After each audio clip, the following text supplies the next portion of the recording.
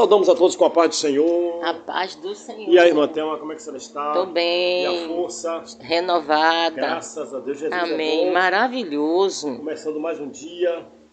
Graças a Deus. Amém. Vai ainda chegar na hora certa, né? Na hora certa. Na hora certa, isso é bom. Se bem que você não tem que trabalhar mais não, você tem que se aposentar, velho. Já está na hora de correr atrás dessa aposentadoria aí, em nome de Jesus. Mas vamos orar para isso, né? Para que Deus abra as portas para a aposentadoria de Dona Thelma. Bom, ontem nós fizemos uma ressalva e hoje vamos fazer outra.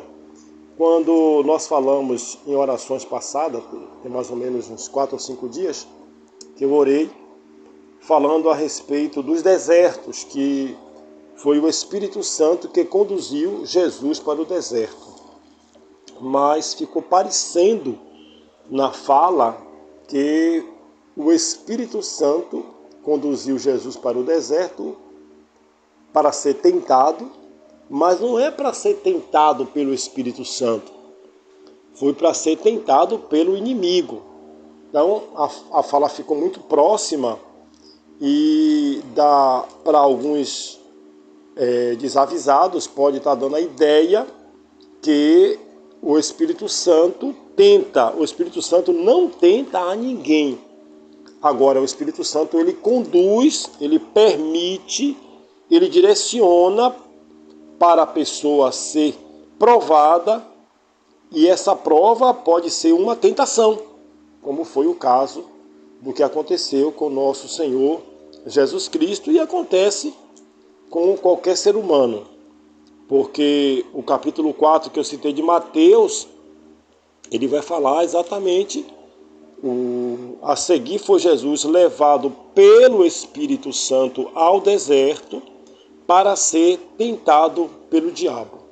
Então, o Espírito Santo não tenta ninguém, mas ele conduz, ele permite que nós enfrentemos o processo da tentação para vencer o diabo, vencer a nós mesmos, vencer a carne e vencer o mundo.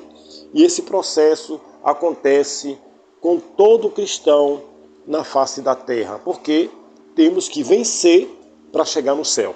Se não formos vitoriosos, não alcançaremos a vida eterna. E isso está lá no livro de Apocalipse, o capítulo 3 e 4, quando fala as cartas às 7 igrejas da Ásia. Quando Deus manda a carta, e para cada carta, para cada igreja, para cada título, Filadélfia, Laodiceia, Esmirna, Éfeso, cada uma das igrejas, no final vem, ao que vencer. Então, tem que vencer, não tem dois tempos. Para chegar no céu, é vencer ou vencer. Amém, irmã Thelma? Amém. Amém, tem que ser assim. Muito bem, vamos ao nosso texto de hoje. Feita a ressalva, vamos para o texto de hoje. O texto de hoje está assim, maravilhoso, porque é um dos momentos mais críticos. Eu estava aqui comentando com a irmã Thelma que depois do pecado, é interessante que Tiago também fala sobre isso. Tiago diz que ser tentado não é pecar, ceder à tentação que é pecado. E aí quando Tiago diz que o pecado gera morte, né? O pecado gera morte. E o que a gente viu aqui em Êxodo 32, que falamos ontem, que o povo pecou, chegou ao ponto de Moisés quebrar as tábuas da lei. Moisés já havia feito uma intercessão anterior, sem ver o que tinha acontecido. Quando ele vê o que aconteceu, ele entra realmente, fica desesperado, quebra as tábuas da lei, e aí é que ele vai fazer outra intercessão no capítulo 33. Porque Deus toma uma decisão. Normalmente quando a gente peca, quando o ser humano peca, quando a pessoa comete um pecado, tem consequência. E é isso que as pessoas não querem entender. O pecado, ele parece agradável, ele tem cheiro de agradável, ele tem aparência de agradável, mas ele carrega em si, no seu bojo, o amargo. Ele carrega no seu bojo a dor. O pecado ele é aparente na primeira chegada dele, ele dá a ideia de que vai ser algo maravilhoso para o ser humano, mas quando ele se instala, aí ele mostra a verdadeira face. Então o pecado é a verdadeira ação do diabo. Ele mostra uma face bonita e depois ele mostra a verdadeira face, a outra face, a face verdadeira do pecado, que é dor, sofrimento, maldição, é coisa terrível, coisa terrível. E é o que aconteceu aqui. Deus toma uma decisão, mesmo com a intercessão de Moisés, e Moisés, no capítulo 33, vai fazer mais uma intercessão, que é esse o nosso papel. O papel do sacerdote é interceder, porque as decisões que as pessoas tomam, que muitas vezes desobedecem, cometem pecados e traz consequência, a nós não nos cabe julgar, a nós cabe orientar, orar e interceder. E é o que Moisés faz aqui nesse capítulo 33. Mas vamos ao texto, Êxodo 33. Disse o Senhor a Moisés: vai, sobe daqui, tu e o povo que tu tiraste, e o povo que tiraste da terra do Egito, para a terra a respeito da qual já jurei, já falei com Abraão, jurei a Abraão, a Isaque e a Jacó, dizendo: a tua descendência darei esta terra. Enviarei um anjo diante de ti, lançarei fora os cananeus, amorreus, heteus, fariseus, jebuseus. Sobe para uma terra que emana leite e mel. Eu não subirei no meio de ti, porque esse povo é um povo de dura cerviz, para que eu não consuma e não destrua eles no caminho. Aí Deus vai falar mais algumas coisas e vamos agora para o versículo de número 12, a resposta de Moisés. O versículo 1 foi a fala de Deus, do 33, e o versículo 12 Deus vai responder, ou Moisés vai responder. Então, o versículo 1 do capítulo 33 é a fala de Deus, até o versículo 11, e o versículo 12 Moisés responde. Disse Moisés ao Senhor: tu me dizes, faze subir este povo, porém não me deste saber a quem há de enviar comigo. Contudo, disseste: conheço-te pelo nome, também achaste graça aos meus olhos. Agora, pois, Senhor, se achei graça aos teus olhos, rogo-te que me faça saber neste momento o teu caminho, para que eu te conheça e ache graça aos teus olhos, e considera que esta nação é o teu povo. Respondeu-lhe, a minha presença irá contigo. O versículo 14, respondeu o Senhor: a minha presença irá contigo, eu te darei descanso. Então respondeu Moisés ao Senhor e disse: se a tua presença não for comigo, não me faça subir deste lugar. Pronto, aí já está bom. Até o versículo 15. Os irmãos poderão ler a continuação desse capítulo, porque é algo assim maravilhoso, é tremendo mesmo.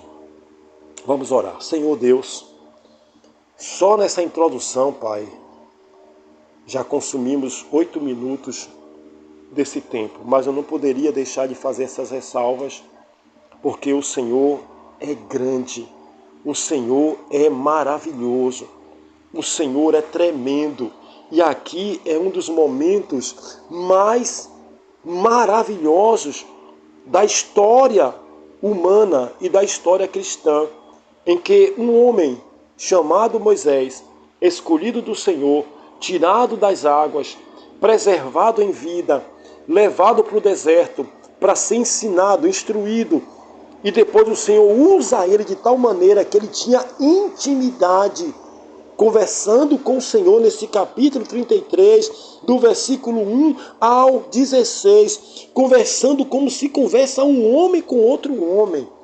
Isso é maravilhoso. É a prova de que tu és um Deus de misericórdia. Tu és um Deus de compaixão. Tu és um Deus que aceita a intercessão de alguém. Tu és um Deus que concorda com o homem quando o homem faz a coisa certa, quando o homem entende o ponto de vista do Senhor. O Senhor tinha um compromisso com Abraão, com Isaac, com Jacó, e o Senhor não deixa de cumprir a tua palavra por causa do pecado de uma geração. E é essa situação que estamos vivendo hoje, Pai. A minha geração, a geração que está chegando, não quer mais obedecer a tua palavra. Eu observando aqui, meu Senhor, o versículo de número 25 do capítulo 32, diz o seguinte: vendo Moisés que o povo estava desenfreado, pois Arão deixara o povo à solta, cada um fazendo o que queria, para a vergonha do povo de Deus no meio dos seus inimigos. E nós vemos que hoje estamos vivendo isso, Pai. Cada um fazendo o que quer, matando, roubando, destruindo. A igreja do Senhor ainda está na terra e nós estamos aqui orando, intercedendo. Tenha misericórdia da humanidade, tenha misericórdia dessa geração, tenha misericórdia dessa juventude, tenha misericórdia, meu Pai, que uma sociedade corrompida, oh meu Pai, vencida pelo pecado, uma sociedade enganada pelo diabo, com as drogas sendo liberadas, com o aborto sendo liberado, ou com a criminalidade à solta, exatamente como aconteceu no versículo 25 do capítulo 22, que o povo estava sem governo, o povo estava solta. Oh Pai, só a tua igreja hoje pode fazer a diferença. Ajuda, Senhor. Levanta intercessores, levanta homens e mulheres que intercedam, homens e mulheres que se posicionem na oração como Moisés se posicionou, para poder interceder. Não destrua o teu povo. Lembra-te que é a tua nação, lembra-te que é a tua igreja, lembra-te que é aqueles que te clamam, que creem em ti, que têm confessado o teu nome. Lembra-te, Senhor, do sacrifício do teu Filho Jesus Cristo. Lembra-te, Senhor, em nome de Jesus. Amém. Glória a Deus. Sim, meu Pai. O Senhor é um Deus amoroso, um Deus que tem prazer em ouvir a nossa oração. E mediante a tua bondade o Senhor nos responde, Senhor. Nenhum que ora ao Senhor ora em vão. O Senhor é o Deus que tudo pode, Pai. E nós te louvamos. Dá-nos um dia de paz na tua presença, em nome de Jesus. Amém. Guarda-nos nesse dia, Pai, que tenhamos um dia debaixo da tua graça, e coloca no nosso coração, que esta palavra fique gravada no coração de cada um que vai acessar essa oração. Que o Espírito de Deus coloque no teu coração, meu irmão. Que o Espírito Santo de Deus coloque na tua vida, minha irmã, no teu coração, minha irmã, o desejo de meditar nesse capítulo 32 e 33 de Êxodo. Mas é para meditar buscando uma conversa íntima com o Senhor. E o Senhor revelará os seus segredos, o segredo da palavra dele para a sua vida. Que o Espírito Santo fale forte no coração de cada um daqueles que vão orar conosco esta oração em nome de Jesus. Amém.